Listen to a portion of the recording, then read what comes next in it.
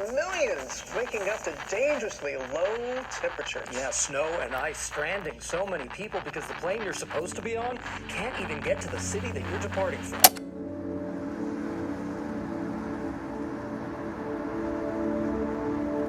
Yeah, this is extremely difficult, if not outright unbearable weather for the majority of the country. There's wind chill alerts in effect this morning from North Dakota all the way to Florida, not to mention all the snow that's piling up.